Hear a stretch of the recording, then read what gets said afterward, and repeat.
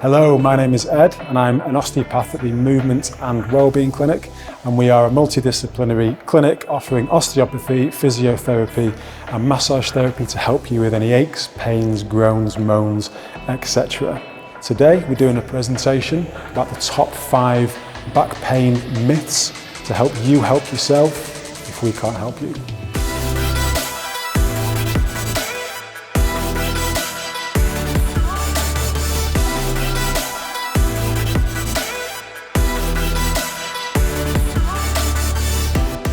My name is Ed, I'm an osteopath at the Movement and Wellbeing Clinic.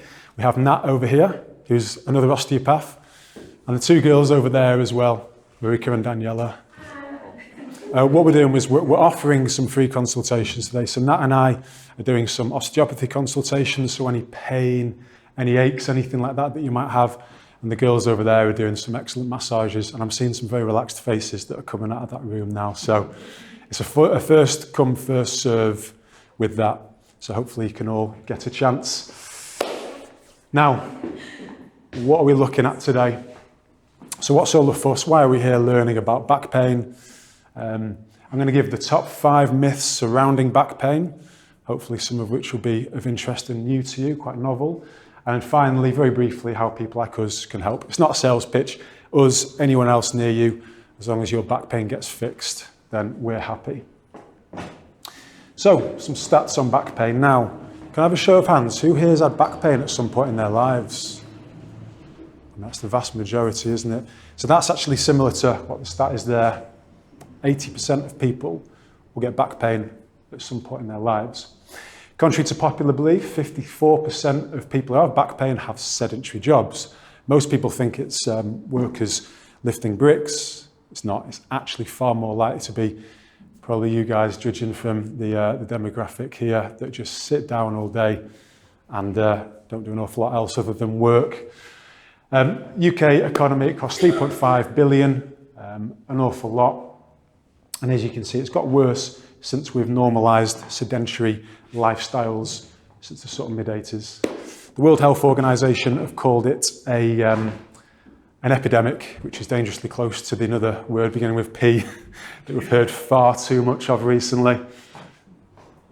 Having said all that, I've put the fear of God in you a bit there. Don't be worried. Why is that? Back pain, it can be really scary and really intimidating. And there's a lot of people who lose their function. We're here to basically liberate you from that fear by giving you some 5 common back pain myths. First things first, everyone that's sat down and even stood up, just sit up straight like your mum told you when you were a kid. Just show me how you are with your posture. Perfect. I mean, you've had great posture literally from the word go, so fair play. Your mum told you off a few too many times, I imagine. So we're going to hold this posture. I'm just going to see how long you can do it, and I'll refer back to this a bit later. But for now, sit up straight. First myth. Back pain is dangerous and causes tissue damage. It's a myth. It's a myth. Just because you have back pain doesn't mean that you've damaged anything. After 3 months, the body actually heals itself, so it's no longer damaged, so to speak. So if you have back pain that lingers longer than 3 months, it's actually far less likely to be something structural. And it's not that it's in your head, but there's other reasons for that, such as changing your gym routine, fatigue, and lack of sleep. These are all of the things that contribute towards back pain. Your back is actually very strong. So people are always worried when they come in as patients that something's seriously wrong. Of course, why wouldn't you? But less than 1% of all back pain is something that is dangerous, that you want to avoid. Things like cancer and a variety of other things like that. It's very, very rare. In my years of practice, I've only seen one example I've had to refer on to a surgeon. And that was a gallbladder issue. So again, dangerous, but not in today's healthcare. It was fixed, and that was it. And that's in a good few years of practice. So we specialise in back pain, and we don't see an awful lot of really hazardous, dangerous examples of it. Associated with specific pathology, that's things like rheumatoid arthritis, which is different to osteoarthritis, That's significant neurological issues. That's only 5 to 10%. The vast majority, 90 to 95%, is totally fixable. Obviously with help from you guys, with help from us guys, totally fixable. Okay. Now, who's had an image, an X-ray, an MRI scan? If anyone had one, so you'd recognise these. We spoke about yours briefly before, didn't we? So if you look at that, if you consider, now obviously you're layman, right? It looks quite harmful, that, doesn't it? Obviously something's protruding out, looks like it's impacting on the nerve there. That looks like it's starting to degenerate. Can you see where it becomes less solid? If I told you these were scans of a 30-year-old's back who has total movement and no pain, what would you say to that? That person has no pain, normal function, but these would be classified as slip disc degeneration. This person was 30 years old. So it brings us to the next myth, the myth that scans are reliable. So in certain circumstances they are, of course, with strokes, etc., you really want them. But when it comes to back pain, if you have a look at some of these, now demographic here, probably between 30 to 50, 80% of 50-year-olds have what's classified as disc degeneration on a scan, but they have no pain. 60% of 50-year-olds have a disc bulge with no pain. So if you have back pain, and it could just be muscular, there's a big chance that you actually have some form of disc bulge on a scan, but that's not contributing to your pain. I had a patient recently, I'm still seeing, that saw 3 physios, a chiropractor, and a doctor, private doctor, who did a scan. All of them went off the scan, said it was a slip disc. He was getting no better. He literally came in like that. He was incredibly fearful. And he said, listen, I'm going to send you the scan report over now. And I said, do you know what? I'm not even going to read it until I've done my clinical examination. Because if it doesn't match up with a slip disc, it's probably not a slip disc. And I was the only one that's managed to fix it. It's not because I've done anything magical. It's literally because I didn't rely on unreliable scans. He's now doing so much better, and actually he went to his first football game on the weekend. It was the Manchester derby. And luckily for him, he was a City fan, because I think he would have rather had that back pain than being a United fan going to that. That is not a good example of what your back pain is, having a scan. And relax. Good stuff. I can see a few of you already have. So why did we do that? Everyone has a different idea of what posture is. Some people's posture's like that, like military style. Some people, good posture's that. It's totally variable. Also, if you sit in good posture, it might actually hurt you a little bit more. So you might actually become painful because you're sitting up and you're doing an unaccustomed move. So your posture is your posture. This leads us to the next myth. Poor posture is totally related to back pain. It's not. Now, this is probably one of the most surprising ones, I imagine, maybe the scan one, but it's absolutely true. Posture is good for a couple of things. Now, I see a lot of athletes in the clinic. You want good static posture when it comes to completing good quality movements. Like if anyone plays golf, you need that ability to have that static posture that's strong. Football players, rugby players, you need that posture. If someone's going to plow into you at 40 miles an hour, you need these things, but it doesn't contribute to your back pain. It's also great for a psychological point of view as well. If you're meeting someone and your posture is better, you present a much better version of yourself. So I'd definitely suggest improving your posture. However, it's a myth if you think it's contributing to your back pain. One of my favourites, core exercises. So has anyone been told that before? Core exercises are going to help your back pain. Absolutely. Did it help? It did. Oh, did it? Yes. Fantastic. Now, I'm going to tell you why, actually. So this myth came about for this reason. There was a study in, I think, 2004. It's a poor trial, actually, poor quality trial, where they looked at loads of people with chronic back pain. Now, they got them to do just general core exercises, and it worked, but they didn't have a control group, which means that they didn't look at other people who didn't do that. And they all got better. But why did they get better? Because they just moved their backs. It wasn't about the core stability thing. And actually, when people say it's a corset and you've got to brace yourself for these movements, that makes no sense. So if you have been told that, the evidence we know now doesn't translate. Like if you just hold your fist for too long, you start getting tension here, that's all happening in your back. It just gets tense and knotted, and it's not great. We also did, I say we, definitely not me, they did experiments on dogs where they cut out the transverse abdominis muscle. Horrible study, I know, but they cut it out to see if that affected the dog's stability, and it didn't, because they just relied on other muscles, because your muscles take over. Final myth. Backs wear out with loading and twisting. Again, another myth. We're not vehicles, we're not lorries, we're not tractors. You have an ultimate, limited amount of lifts that you want to do. And this gentleman here is a good testament to that. If he can lift 500 kilograms and not hurt his back, then you can definitely pick a pencil up off the floor and not be worried about some catastrophic event. So this is basically how it works. It's like anything. Our muscles adapt to the load, increases the load, they adapt again, they get stronger, they get better, they get more efficient at these movements. And guess what? You can really help reduce yourself out of pain. I had a footballer come in actually recently, and even footballers are prone to this. He'd had 7 injections in his back in the last 2 weeks. He's a high level player. And back pain. And he's playing for an Italian club actually.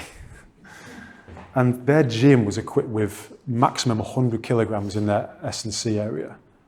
100 kilograms for these elite level athletes. And we got him just to do some basic movements, load the back. Best it had been. And he flew back, happier football player than when he was. And it was just loading and letting the body adapt. Increase the load, let it adapt. No fancy injections, no fancy massage, no fancy stretches, good quality load, and that can very typically help a lot of people's backs. So, they're the 5 myths. Now, I did want to make this quite interactive, and I've on purpose left a bit of time. Does anyone have any questions? Has that surprised anyone? Is anyone aware of these as myths? Is there anything that you found surprising at all? If you like exercises, see someone who's an exercise specialist, like a physio. My first degree was sports rehab, so I can do all the exercise prescription. We've got a rehab area. If you want to get it cracked and you like the hands-on stuff, find someone that does that as well. Ideally, someone that does both, like what we can do. But yeah, really good question. I usually just say, whatever you feel will help you the most is going to be beneficial. It's almost impossible to figure that one out, but we do know that there's an element of every single back pain that is psychological. Nat actually might be the best man to answer that, because Nat actually with the clinic, he has a different approach. Nat, if you want to, are you okay? Briefly explaining how you help people with their fear of movement. Especially with society, we have generally a lot of fear around our backs because we've been told that they're vulnerable and delicate. So there's a huge part of that where, because we believe they're very vulnerable, that we should therefore not be sort of moving them so much, and we should actually avoid doing things like bending or the deadlift movement. But actually, yeah, it's about sort of challenging them. So in the clinic, generally what I try to do is try to really help challenge people's beliefs about their back, what they can and can't do. So yeah, there's definitely a huge psychological element. Yeah, but it's a lot about movement. So much of it is about movement. So any static posture isn't ideal. As long as you move, and you'll feel it yourself. Like Nat said, if you can get people, if people are worried that they're going to put their back out by picking up a pencil, if you just get them to integrate that movement and move, and then have specialists like us being there to make sure if anything does go wrong, we can help it, which invariably never goes wrong, does it, in a clinic? And then we load it, and then before you know it, people aren't scared of their back. 100%, anything that's going to get you moving. And I'm very unspecific. I look these sort of things that people TM, like my trademark stretch or whatever. Listen, if you're getting things moving, you don't need to TM anything. It's just movement, good quality load. And like you say, if you can apply those things in the workplace, you're definitely winning, and you can avoid the risks to your business. It's more cultural between osteopaths and chiropractors. Chiropractors typically offer x-rays, which we've already explored, don't really show that much, apart from it looks fancy and people can charge for it. If you're unfortunate, and some osteopaths do this, but a lot of chiropractors do, they get you in for session after session, 5 minutes, crack, see you later, 5 minutes, crack, see you later. Great for their bank balance, but it's not medicine. And actually they can, listen, not all chiropractors, but the bad ones install these beliefs in their back. I've actually got a patient at the moment who's seen this chiropractor for 15 years. And what's that cracking? so it's, you know, it's basically air escaping from the joint.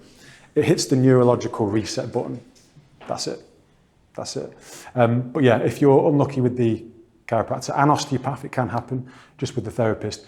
They perpetuate these beliefs that your back pain is to be, you should be scared about it, and the only thing that can relieve it is the crack. This particular patient I've got, I'm working on it at the moment, but every time I crack her neck, bursts into tears. And she's like, this is what I needed. And it's like, it's not. But I gain her trust first of all, and then I can start saying, you don't need me.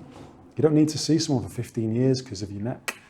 I hope that sort of answered your question, but there's not a massive difference really. With same techniques, the first chiropractor was an osteopath and a magnetic healer as well. So techniques are very similar training type. We don't do x-rays, they do, and typically they're better at business. But I do think there's a cultural thing where you see more chiropractors do the click, 5 minutes, see you later, click, 5 minutes, see you later. There's a lot more chiropractors that do that. Some osteopaths do, and I get patients that just want that, and I'll oblige, but I never install the belief that you need the chiropractor in order to get your back better. Similar to myself, they don't need me to get the back better. Definitely, but that's more the analgesic response. You may as well get someone to rub it or heat, ice. It's the same analgesic response. It's the pain gate theory. So that cuts off the pain response deep in the spinal cord just by having some stimulus. You only fell over as a child and your mum rubbed your knee, same thing. In combination with sit-down desks. Again, it's about movement. If you have something called SI joint pain, sacroiliac joint pain, and you stand like that a lot, you're putting a lot of pressure on it. So that wouldn't be ideal for them, but just for general back pain, standing up, sitting down, as long as you can do the two and you can move and you can be healthy and exercise outside of work, then I'm all in for that.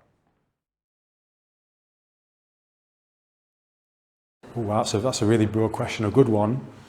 Really broad. I think that we're deemed as holistic because we look at the whole body. I'm quite a fan of that, and actually, as we spoke about with Nat, it's about the head as much as the body. And actually, this slide says that. The next one says that. It's about how to integrate the two. You can fix someone's back, but you also need to fix their beliefs about their back. So that's what we deem as holistic. But there are these things of if someone sprained an ankle, that can cause knee pain. That does exist. One thing can lead to another. I think that's what a lot of people deem as holistic.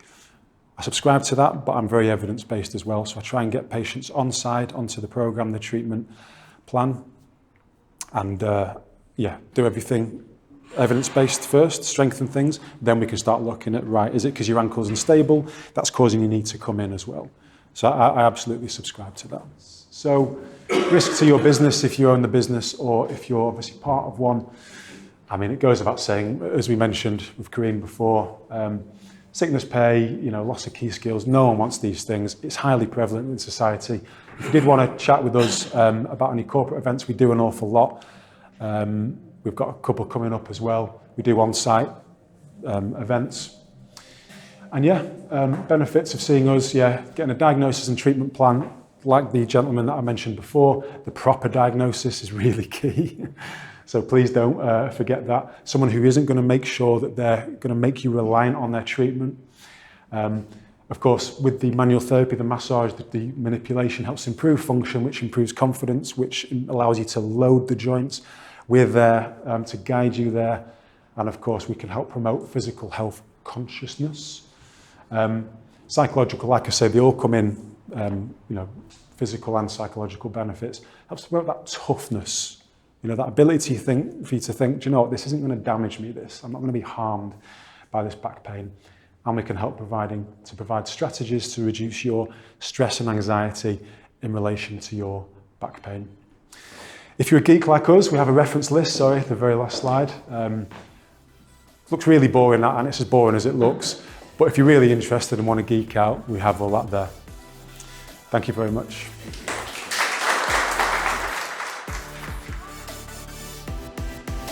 So if you enjoyed that presentation and you've got any further questions, please feel free to drop us a follow on Instagram, Facebook, drop us an email or a call, and we can help you going forwards.